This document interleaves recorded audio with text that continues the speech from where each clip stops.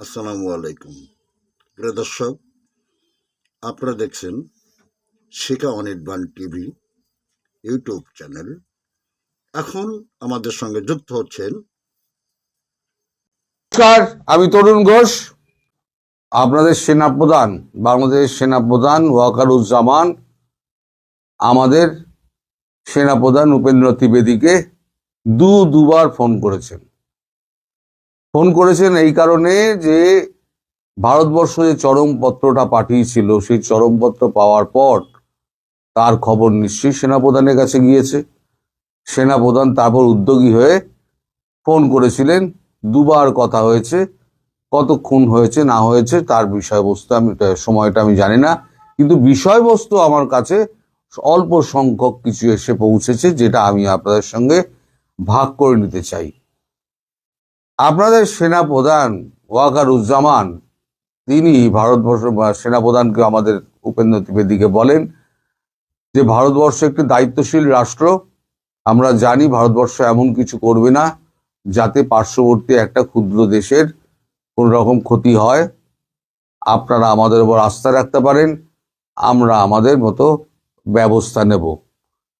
পরিবর্তে আমাদের সেনাপ্রধান উপেন্দ্র ত্রিবেদী বলেন, আমরা 58 পৃষ্ঠার স্যাটেলাইট পিকচার দিয়েছিলাম, তার 93% কাজ আপনারা করেননি, 7% কাজ আপনারা করেছেন। মানে ওই রংপুরের গিয়ে যে চালাটালাগুলো ভাঙা, ওইটার কথাই হয়তো উনি উল্লেখ করেছেন। উনি বলেন রাষ্ট্রীয় পৃষ্ঠপোষকতায় ভারত বিরোধিতার কাজ চলছে। রাষ্ট্রীয় পৃষ্ঠপোষকতায় বলেছেন, কিন্তু কারোর উনি নাম বলেননি। এই পৃষ্ঠপোষকতার মধ্যে রয়েছেন 8 জন উপদেষ্টা ও 3টি রাজনৈতিক দল। 1971 সালে আমরা ইতিহাস বদল করেছিলাম, 1925 সালে আমরা ভূগোল বদল করে দেব। পরিষ্কার হুমকি যাকে বলে, এইটা আমাদের সেনাপ্রধান বলে দিয়েছেন। আর বলেছেন যে 8 জন পাকিস্তানি যে সেনা এবং আইএসআই আপনাদের ওখানে ছিল, আপনাদের সরকারি পৃষ্ঠপোষকতায় এবং আপনার লোকের সাহায্যে তারা পালিয়ে গিয়েছে। এর জন্য সম্পূর্ণ আপনারা দায়ী। আপনারা দেশকে অস্থির করেছেন, আপনারা দেশে মব কালচার তৈরি করেছেন, আপনারা সাধারণ মানুষকে খুন করছেন, আপনারা বাড়ি ঘর দর জ্বালিয়ে দিচ্ছেন, সাধারণ মানুষকে ব্যতিব্যস্ত করছেন। সব থেকে বড় ব্যাপার যেটা হলো, আপনারা ভারতীয় দূতাবাসকেও ছাড়ছেন না। ভারতীয় দূতাবাসের ওপরে হামলা মানে ভারতের ওপরে হামলা, এটা ভারত ধরে নিয়েছে। ভারত এমনি মানে অ্যাক্ট অফ ওয়ার ঘোষণা করে রেখে দিয়েছে, এবং সিঁদুর 2 আমরা খুব শীঘ্রই শুরু করব। এই অবস্থায় আপনারা যে ভারতীয়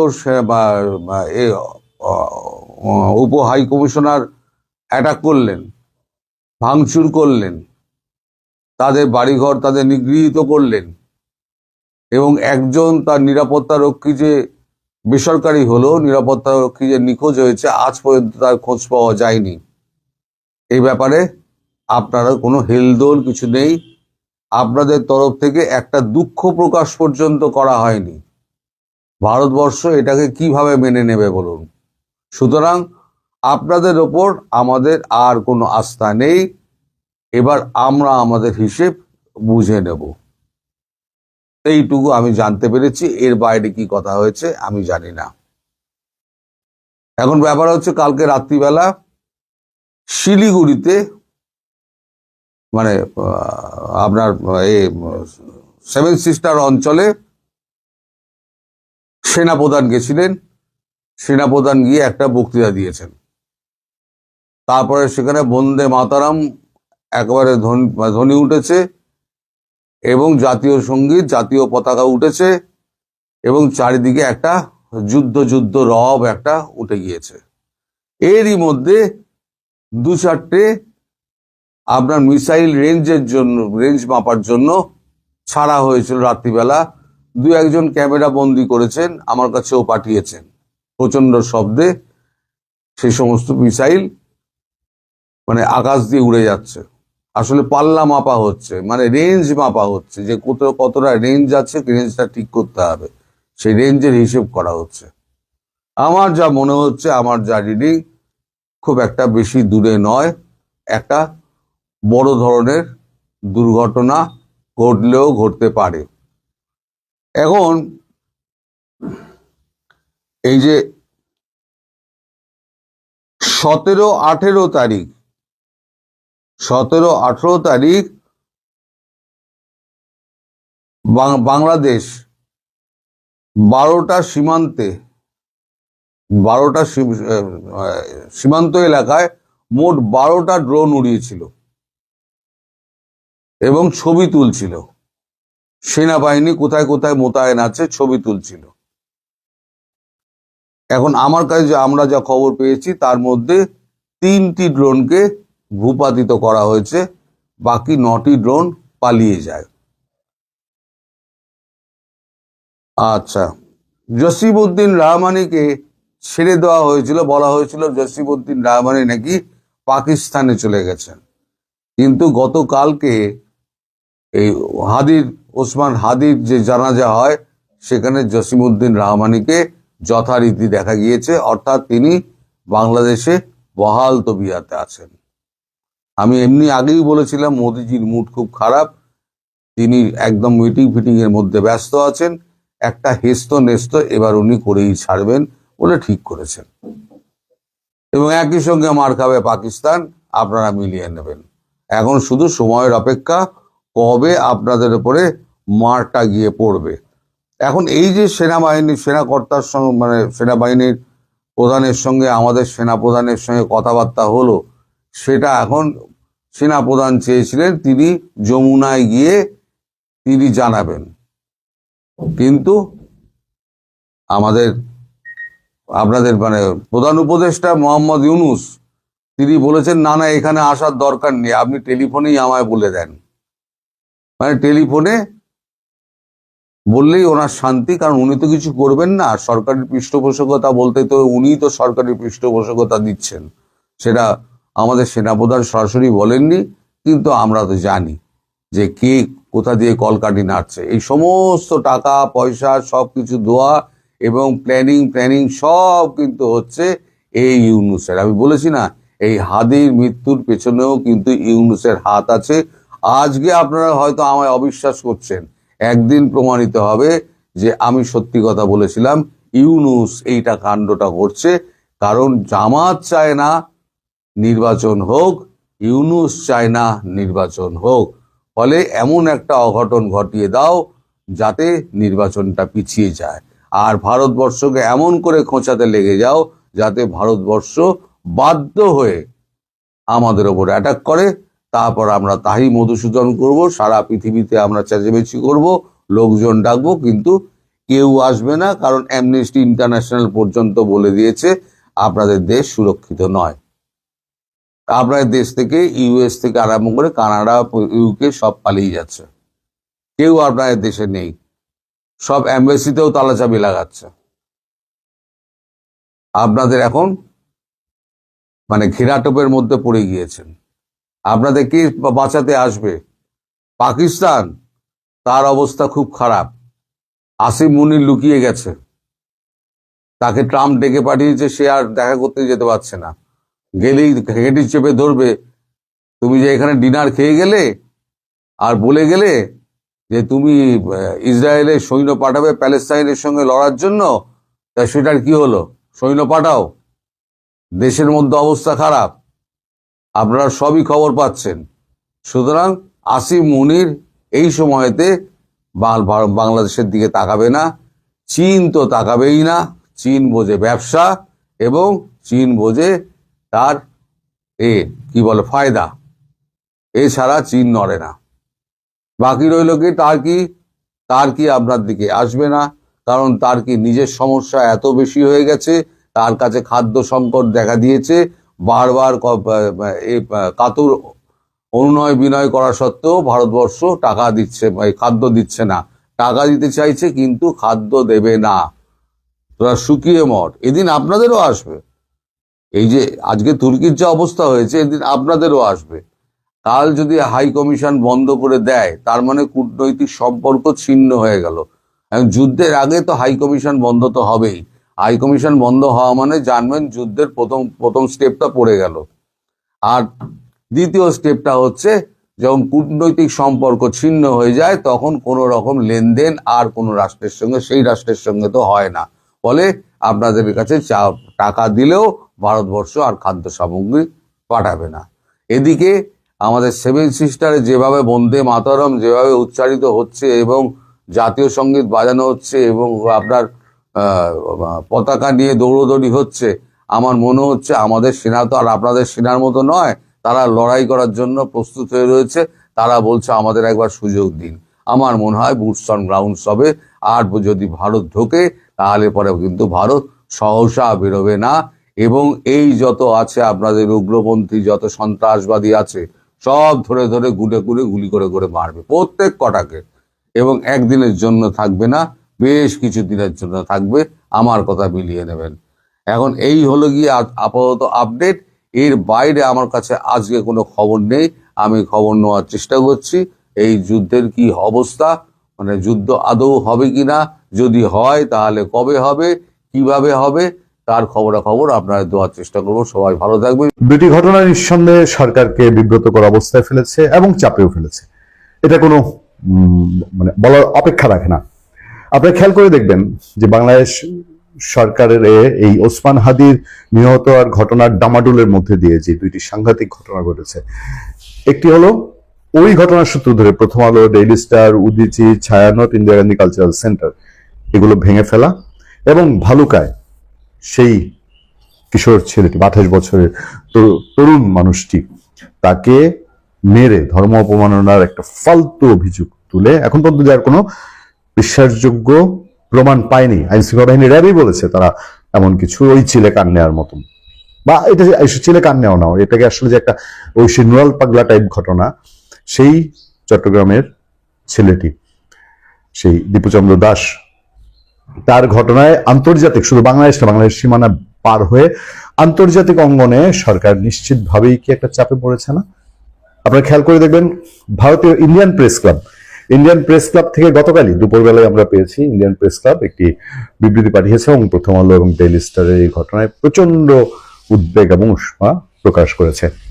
এর পাশাপাশি আমাদের হাতে যে খবরটি আছে সেই খবরটির মধ্যে এই ঘটনায় মানে বাংলাদেশের রাজধানীর মধ্যে, এটা 5 আগস্টের মতো লক্ষ লক্ষ লোক যেরকম গণভবনে ঢুকে যাচ্ছিল অন্য কোথাও, সেরকমও না।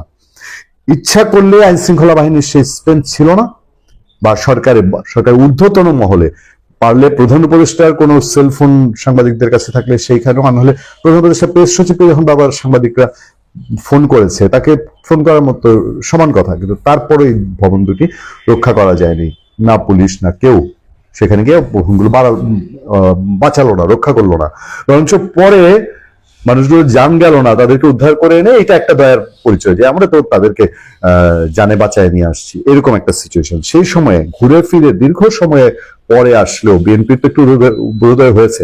এখন তো কট্টরপন্থী শব্দটা উচ্চারণ করছে। ওই যে ভেবেছিল যে এরা সব আওয়ামী লীগকে ধরবে, অন্যান্যদের ধরবে, সাংস্কৃতিক লোকজনকে ধরবে, আমাদের বোধহয় না ধরতে পারে, কিন্তু এখন দেখছে যে এই গ্রাস কোন দিকে যেতে পারে। সেই জায়গায় বিএনপি একজন সিনিয়র দায়িত্বশীল নেতার মন্তব্যটা, প্রথম আলো ডেইলি স্টারে হামলা সরকারের দুর্বলতার কারণে মপতন্ত্র প্রশ্রয় পেয়েছে।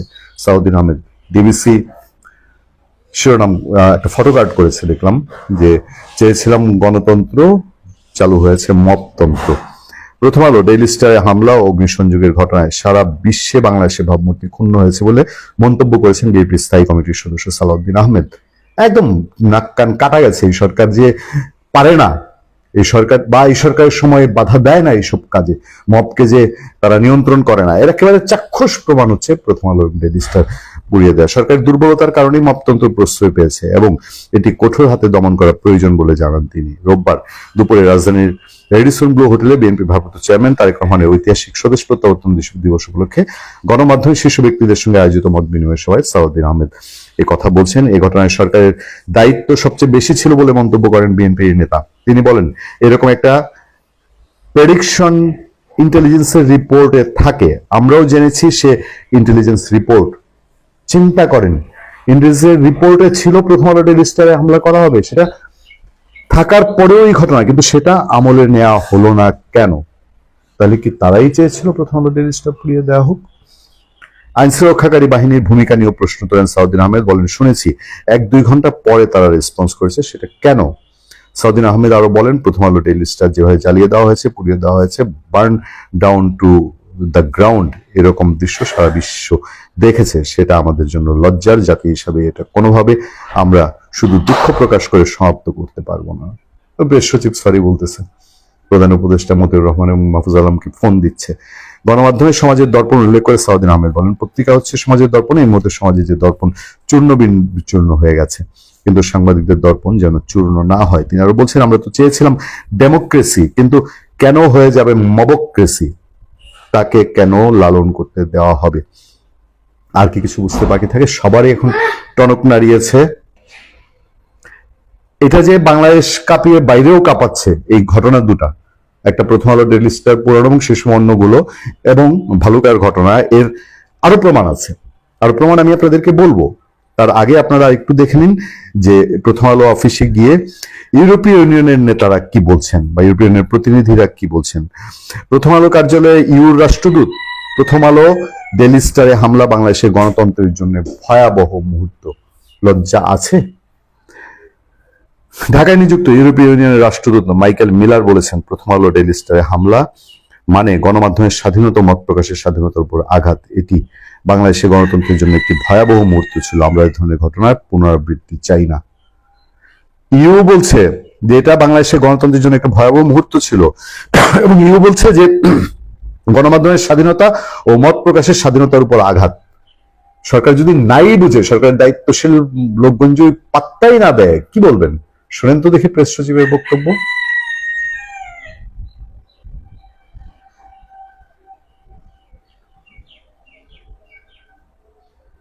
কি বলবেন বলেন? লজ্জা থাকলে কেউ কি কথা বলতে পারে? বাইরের দেশের লোকজন এসে বলছে বাংলাদেশের মত প্রকাশের স্বাধীনতা, গণমাধ্যমের স্বাধীনতার উপরে এটা একটা আঘাত। আর ওনারা বলছেন আমাদের সময় নাকি সর্বোচ্চ স্বাধীনতা ভোগ করছে গণমাধ্যম। রোববার দুপুরে প্রধান কার্যালয়ে সহমর্মিতা প্রকাশের জন্য ইউ রাষ্ট্রদূত গিয়ে এই কথা বলেছেন, এটা তিনি সেখানে বলে এসেছেন। এরপর আরো ঘটনা আছে, পাশের দেশ ভারতে তোলপাড় হয়েছে, সেটা আমি আলাদা করে আপনাদেরকে জানাবো, আলোচনা করব।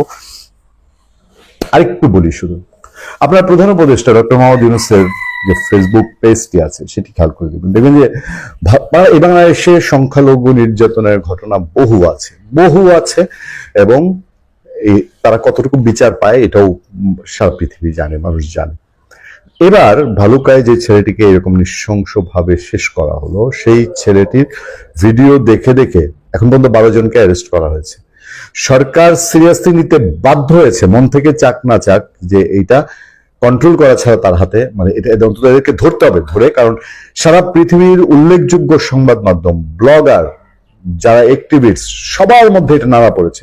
আল জাজিরা, বিবিসি সহ ইন্টারন্যাশনাল গণমাধ্যমে এই ঘটনায় ন্যাক্কারজনক ভিডিও এবং বিশ্লেষণ প্রচার হয়েছে। ফলে ডক্টর ইউনূসকে তার ফেসবুক পেজের মাধ্যমে জানাতে হচ্ছে যে আমরা এদেরকে অ্যারেস্ট করছি, গ্রেফতার করছি, এই জিনিসগুলো। আর নাহলে তারা এই চাপ কত কাহাতক মানুষ, এই যে দিনে দুপুরে একটা ছেলেকে মেরে ফেললো, মেরে হামলাকারীরা পালিয়ে গেল। দিনে একেবারে রাজধানী পান কেন্দ্র, একদিকে যমুনা, একদিকে ক্যান্টনমেন্ট, প্রধান উপদেষ্টার কার্যালয়, তার মাঝখানে দুইটা জলজন্ত পত্রিকার অফিস শেষ করে দিল, রক্ষা করতে পারলো না। এই সমালোচনা এবং বাইরের দেশে যতই শান্তির গুলি আওড়াক, বাইরের দেশের মানুষের চোখ কান খোলা আছে। যেমন ইউ এসে বলে গেছে যে সংবাদপত্রের স্বাধীনতার উপর এটা হস্তক্ষেপ, এটা মত প্রকাশের স্বাধীনতা না। ফলে সরকার বাহির দিয়ে যাই করছে, ভেতরে ভেতরে যে পালপিটিশন চলছে, এইটা মোটামুটি পরিষ্কার। সূত্র থেকে খবর পেলাম বাংলাদেশের সেনাপ্রধান জেনারেল ওয়াকারুজ্জামান এবং ভারতের সেনাপ্রধান উপেন্দ্র দ্বিবেদী এই দুজনের মধ্যে টেলিফোনে কথা হয়েছে। কথা হওয়ার সূত্র হচ্ছে ফোন করেছেন জেনারেল ওয়াকার। এটি নিয়ে আজকে কথা বলবো। তো শুরুটা করতে চাই আসলে হাদির মৃত্যুর খবর দিয়ে। আপনারা দেখেছেন যে হাদির মৃত্যুর খবরে বাংলাদেশ জ্বলে উঠেছিল। এখনো সেই আগুন হয়তো পুরোপুরি নেভেনি এবং ইতিমধ্যে ভয়াবহ পরিস্থিতি সৃষ্টি হয়েছে। আগুনে পোড়ানো হয়েছে একের পর এক স্থাপনা, বাড়িঘর, সংবাদ মাধ্যমের একাধিক অফিস। অনেকেই প্রশ্ন করছেন অন্তর্বর্তী সরকার কেন এই পরিস্থিতি সামলাতে পারল না। তারা কি চায়নি সামাল দিতে পরিস্থিতিটি, নাকি চেয়েছে এভাবেই চলুক ধ্বংসযজ্ঞ? আইন শৃঙ্খলা রক্ষাকারী বাহিনী বেশ কিছুদিন যাবৎ বলছে দেশে আইন শৃঙ্খলার পরিস্থিতির উন্নতি হচ্ছে ক্রমশ। নির্বাচনের আগে পরিস্থিতি আরো কাঙ্ক্ষিত মাত্রায় উন্নীত হবে, অতএব ভয়ের কিছু নেই।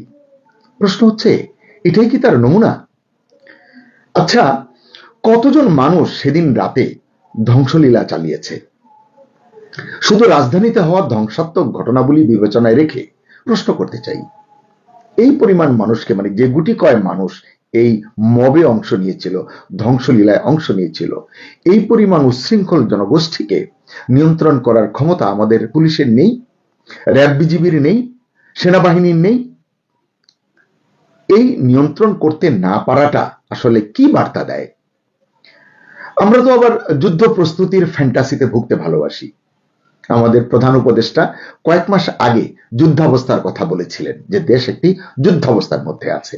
সবাই তখন সমালোচনা করেছেন, আমরাও করেছি। দেশে যুদ্ধাবস্থা কোথায়? কেন এমন বলছেন প্রধান উপদেষ্টা? অবশ্য কয়েক মাস পর আজকে মনে হচ্ছে প্রধান উপদেষ্টা ঠিকই বলেছিলেন, কারণ তিনি জানতেন বাংলাদেশ এই পরিস্থিতিতে পড়তে যাচ্ছে বা পড়বে, কারণ এর নামই হয়তো মেটিকুলাস ডিজাইন। তিনি যা জানেন আগে থেকে তা আমরা জানবো কিভাবে? আজকে আমরা প্রশ্ন করছি, হাদির মৃত্যুর খবর পেয়ে উত্তেজিত মুসলিমীয় জনতাকে সরকার কেন নিয়ন্ত্রণ করতে পারেনি? এই প্রশ্নটা আমরা তুলছি। কিন্তু কেউ কি এটা বলছে যে সরকারই এটা চেয়েছে এমন হোক? কারণ এ থেকে যে সুফলটা মিলবে সেটা সরকারেরই দরকার, কিংবা ইউনূস সাহেবের দরকার। পাবলিক কি বুঝলো না বুঝলো, কি বললো না বললো, এসব নিয়ে আসলে ভাববার সময় নেই। তাই বুঝে নিতে হবে যা হওয়ার দরকার সেটাই হতে দিয়েছে অন্তর্বর্তী সরকার। গত কয়েকদিনের ঘটনায় বাংলাদেশ বিশ্বব্যাপী সংবাদের শীর্ষ শিরোনাম হয়েছে। এটা তো বিরাট প্রাপ্তি, কি বলেন? বিনা পয়সায় ব্র্যান্ডিং বলতে পারেন এটাকে। ম্যাজিস্ট্রেসি পাওয়ার নিয়ে মাঠে থাকা সেনাবাহিনী গত কয়েকদিনের ঘটনায় নিজেদের কোনো অক্ষমতা দেখে কিনা, নিজেদের দায়ী মনে করে কিনা, তা সাধারণ মানুষের বুঝবার উপায় নেই। সেদিন রাতে, মানে যেদিন এই ধ্বংসলীলা সংঘটিত হয়েছিল, সুন্নতি লেবাসের এক মহা বিপ্লবীকে, একজন নয় আসলে একাধিক, তা আমি একজনেরটা স্পেশালি বলবো, তাকে দেখলাম মধ্যরাতে প্রায় 2টা-2:30টার দিকে একাধিক মিডিয়া প্রতিনিধির সামনে সেনাবাহিনী এবং সেনাপ্রধান সম্পর্কে যা মনে আসছে তাই বলছে। আমি আসলে ভিডিওটি, ক্লিপটি আপনাদের দেখাতে পারি, কিন্তু আমার রুচিতে বাধছে এদেশের নাগরিক হয়ে এদেশের সেনাপ্রধানকে এভাবে অশ্লীল ভাষায় আক্রমণ করা। সেনাপ্রধানের ঘাটতি থাকতেই পারে, দোষ থাকতেই পারে, কিন্তু এইভাবে মিডিয়াতে একজন দাড়িওয়ালা, মাথায় পাগড়িওয়ালা, গায়ে জোব্বা পরিহিত একজন মানুষ বলতে পারেন কিনা, করতে পারেন কিনা, এই প্রশ্নটি আসলে আমি সবার কাছে রাখতে চাই। কথাগুলো এই জন্যই বললাম, আসলে তখন তো তাকে কেউ থামায়নি। আশপাশে আইন শৃঙ্খলা রক্ষাকারী বাহিনী হয়তো কাছে দূরে ছিল, কারণ প্রথম আলো এবং ডেইলি স্টার থেকে তখনও সেনাবাহিনীর সদস্যরা সরে যাননি রাস্তা থেকে। পরে এই ভদ্রলোককে আইনের আওতায় আনা হয়েছে কিনা এমন খবরও কিন্তু আমরা পাইনি। তার মানে কি এই নয়, সে যা করতে চেয়েছে, তার অন্য সাথীরা যা করেছে, সবকিছুই প্রভাবশালী কোনো পক্ষ বা শক্তি চেয়েছে বলেই করতে পেরেছে, ঘটেছে, এবং সে বা তারা এখনো নিরাপদেই রয়েছে। সেনাপ্রধানকে গালি দিয়ে এভাবে পার পাওয়া যায় ধারণা ছিল না। এখন সচক্ষে দেখে, নিজ কানে শুনে বুঝতে পারছি এর নামই বোধহয় গণতন্ত্র, এর নামই হয়তো বাক স্বাধীনতা, কিংবা স্বাধীনতা 2.0। খবর পেলাম এই কঠিন পরিস্থিতির মধ্যেই গতকাল মধ্যরাতে ক্যান্টনমেন্টে জরুরি বৈঠক করেছেন সেনাপ্রধান জেনারেল ওয়াকারুজ্জামান। যিনি এই কথাটি বলেছেন, এই তথ্যটি দিয়েছেন, তিনি জানেন এই সংবাদের সত্যতা কতটুকু। আমার কিন্তু তেমন বিশ্বাস হয়নি। মাঠে থাকা ওয়াকার সাহেবের সৈনিকেরা মাঠের ধ্বংসলীলা ঠেকাতে সক্রিয় ভূমিকা রাখতে পারেননি বা রাখেননি, আর তিনি সেনাপ্রধান হয়ে শীতের মধ্যরাতে জরুরি বৈঠক করবেন কি কারণে? তার ঠেকাটা কি? তাকে এতটা বেরসিক মনে হয় আপনার? তবে যিনি আমাকে সংবাদটা দিয়েছেন তিনি জোর গলায় বললেন, অপেক্ষা করুন, দেশে জারি হতে চলেছে বা জারি হতে পারে জরুরি অবস্থা। চমকে উঠে বললাম, কি বলছেন এসব? মাথার চুল তো সব খাড়া হয়ে যাচ্ছে। উল্টো তিনি বললেন, দেশে চরম নৈরাজ্যকর পরিস্থিতি এবং সীমাহীন অস্থিরতার পাশাপাশি ভারত বিরোধী উত্তেজনার পারদ এখন যে কোনো সময়ের তুলনায় অনেক উঁচুতে। এই পরিস্থিতিতে ভারত যেন হুট করে কিছু করে না বসে, সেজন্য আগে ভাগে পরিস্থিতি এবং এর সম্ভাব্য পরিণতি বয়ান করতে, মানে পরিস্থিতি সামাল দিতে এবং সম্ভাব্য পরিণতি সম্পর্কে আলোচনা করতে ভারতের সেনাপ্রধান জেনারেল উপেন্দ্র দ্বিবেদীকে ফোন করেছেন বাংলাদেশ সেনাবাহিনীর সেনাপ্রধান জেনারেল ওয়াকারুজ্জামান। এই ফোনালাপে জেনারেল ওয়াকার ভারতের সেনাপ্রধানকে আশ্বস্ত করেছেন বাংলাদেশে থাকা ভারতীয় নাগরিকদের জানমাল এবং সম্পদের বা স্থাপনার নিরাপত্তা নিশ্চিত করা হবে। শুধু তাই নয়, ইতিমধ্যে সংঘটিত দুর্ঘটনা যা যা ঘটেছে, এই দুর্ঘটনায় জড়িত যারা আছে তাদেরকে আইনের আওতায় আনা হবে।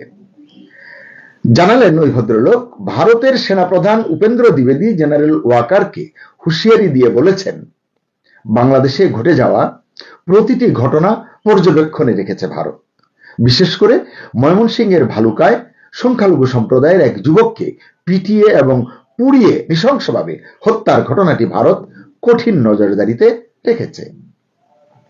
এসব ঘটনার অবসান না হলে এবং পুনরায় বাংলাদেশে ভারত বিদ্বেষী কোনো কর্মকাণ্ড সংঘটিত হলে আর ছাড় দেবে না ভারত। প্রশ্ন হচ্ছে, নিজের দেশের মানুষের জানমাল রক্ষায় যেখানে আমাদের সেনাবাহিনী মাঝে মাঝে অসহায়ত্ব প্রকাশ করছে, কথাটা কেন বললাম? সেদিন রাতেই দেখলাম, নিশ্চয়ই আপনারাও দেখেছেন, উচ্ছৃঙ্খল মবের কাছে সেনা সদস্যরা 20 মিনিট সময় ভিক্ষা করছেন আটকে পড়াদের উদ্ধার করার জন্য। বলেছে, আমাদেরকে একটু করতে দিন, করে আমরা চলে যাব, তারপর আপনারা আপনাদের কাজ করবেন। সেখানে ভারতীয় নাগরিকদের জানমাল রক্ষায় কি অবদান রাখতে পারবে এই সৈন্যবাহিনীর সৈন্যরা? রাজধানীর বারিধারায় অবস্থিত ভারতীয় হাই কমিশন হলো সে দেশের সার্বভৌম একটি স্থাপনা, যেটি আমাদের দেশে আছে। তাদের জন্য এটি একটি সার্বভৌম এলাকা বা অস্তিত্ব। আন্তর্জাতিক কূটনীতি একথাই বলে, কিন্তু সেটা নিয়েও জব্বরের বলি খেলার মতো উন্মত্ত উল্লাস করলো একটি গোষ্ঠী। কিন্তু আমাদের সরকার নির্বিকার রইল। ভারতীয় হাই কমিশন ইতিমধ্যেই তাদের কার্যক্রম গুটিয়ে আনতে বাধ্য হয়েছে। চট্টগ্রামে অনির্দিষ্টকালের জন্য কার্যক্রম বন্ধ ঘোষণা করা হয়েছে। এসব ঘটনায় কি ব্যবস্থা নিয়েছেন জেনারেল ওয়াকার কিংবা মাঠে থাকা তার বীর জওয়ানরা? জেনারেল ওয়াকার নিশ্চয়ই জানেন, তিনি যা বলেছেন, যদি বলে থাকেন উপেন্দ্র দ্বিবেদীকে, তা তার একক সিদ্ধান্তে বাস্তবায়ন করা সম্ভব নয়। এজন্য সরকারের, বিশেষ করে সরকার প্রধানের সদিচ্ছা এবং সম্মতি প্রয়োজন। কিন্তু সেখানকার মুড এবং মোটিভ কি, এটি আসলে বোঝা দরকার। কতিপয় মৌলবাদী জনতার হাতে দেশের সম্পদ যেখানে অবলীলায় লুটের শিকার হয়, ধ্বংসযজ্ঞের শিকার হয়, অগ্নিসংযোগের উপলক্ষ হয়, সরকার যেখানে নির্বাক দর্শক, কেবল বিবৃতি যে আপনারা আর ভায়োলেন্স করবেন না, সেখানে সেনাপ্রধান বাংলাদেশে থাকা ভারতীয় নাগরিকদের জানমালের নিরাপত্তা দেবেন কিভাবে? কিভাবে এই প্রতিশ্রুতি বা আশ্বাস তিনি দেন? তিনি তো নিজের দেশই রক্ষা করতে পারছেন না, যদিও তিনি গত বছর 5 আগস্ট স্বেচ্ছায় সব দায়িত্ব কাঁধে তুলে নিয়েছিলেন। সত্যিই যদি সেনাপ্রধান জেনারেল ওয়াকার ভারতীয় সেনাপ্রধানকে ফোন করে থাকেন এবং উল্লিখিত কথাগুলো বলে থাকেন, তাহলে আমি তাকে ধন্যবাদ জানাবো। কারণ তার এই আশ্বাস দুই দেশের মধ্যকার সম্পর্কের স্থিতিশীলতা বজায়ে গুরুত্বপূর্ণ ভূমিকা রাখবে। এদিকে ভারতের একটি পত্রিকায় পড়লাম, বিদেশ সফর শেষে দেশে ফিরেই ভারতের প্রধানমন্ত্রী নরেন্দ্র মোদী ভারতের 3 বাহিনীর প্রধান এবং জাতীয় নিরাপত্তা উপদেষ্টা অজিত দোভালের সঙ্গে রুদ্ধদ্বার বৈঠক করেছেন। বৈঠকে বাংলাদেশের সার্বিক পরিস্থিতি নিয়ে দীর্ঘ আলোচনা করেছেন এবং তাদের স্ট্র্যাটেজি নির্ধারণ করেছেন। এমনিতেই চিকেন নেক সংলগ্ন এলাকায় এবং বাংলাদেশ সীমান্তের কয়েকটি স্থানে ভারতীয় অংশে গত বেশ কিছুদিন যাবৎ ভারতের সৈন্য সমাবেশ এবং যুদ্ধাস্ত্র সহ প্রস্তুতি নিয়ে বিভিন্ন মিডিয়ায় ব্যাপক লেখালেখি হচ্ছে এবং এটা নিয়ে জনমনে, বাংলাদেশের মানুষের মনেও ব্যাপক উদ্বেগ, উৎকণ্ঠা রয়েছে। হাদির মৃত্যুকে কেন্দ্র করে সৃষ্ট ধ্বংসলীলায় সরকারের নির্বিকার ভূমিকা নিয়েই যেখানে নানান প্রশ্ন রয়েছে জনমনে, সেখানে জেনারেল ওয়াকারের ভারতীয় সেনাপ্রধানের সঙ্গে টেলিফোনিক কূটনীতি যেটা তিনি করলেন, এটা কি পরিস্থিতি উত্তরণে কোনো ভূমিকা রাখতে পারবে? কি মনে হয় আপনাদের? রাজনৈতিক পর্যবেক্ষকরা বলছেন দেশের চলমান এই অস্থিতিশীলতাকে কাজে লাগিয়ে সরকার নির্বাচন বানচাল করার বা পিছিয়ে দেওয়ার একটা অজুহাত খুঁজতে পারে। সত্যিই যদি সরকার এমন কিছু করে, আপনি সেটাকে ষড়যন্ত্র বললে বলতে পারেন, আমি বলবো না, কারণ এটা গোপনে হচ্ছে না, মানে এক প্রকার প্রকাশ্যেই হচ্ছে, কারণ সবাই এটা বুঝতে পারছেন কম বেশি। এছাড়া এটা শিক্ষিত মেধাবী লোকদের কাজ, লোকেরা করছেন। মেধাবী লোকদের এ ধরনের কাজকে ষড়যন্ত্র বলে না, বড়জোর মেটিকুলাস ডিজাইন বলতে পারেন। এরকম পরিস্থিতিতে ভারতীয় নাগরিকদের জানমাল রক্ষায় জেনারেল ওয়াকারের টেলিফোনিক আশ্বাস আরেকটি বার্তা দেয়। সেটা কি? সেটা হলো হয়তো আবারও ইউনূস এবং সেনাপ্রধানের মধ্যে দূরত্ব বেড়েছে। আগেও অনেকে এমনটি ভেবেছেন, কিন্তু কিছুদিন পরেই আবার দেখা গেছে সেনাপ্রধান এবং প্রধান উপদেষ্টার মধ্যে কোনো দূরত্ব নেই, বরং তারা একে অন্যের প্রতি ভীষণ আস্থাশীল এবং নির্ভরশীল। দেশের মানুষ যেখানে প্রত্যাশা করছেন হাদির প্রকৃত হত্যাকারীদের গ্রেপ্তার করা হবে, দৃষ্টান্তমূলক শাস্তি নিশ্চিত করা হবে, সেখানে দেখা যাচ্ছে কেবল জলই ঘোলা করা হচ্ছে এবং অনেক অভিমুখ সৃষ্টি করা হচ্ছে, যাতে প্রকৃত অপরাধী পার পেয়ে যেতে পারে।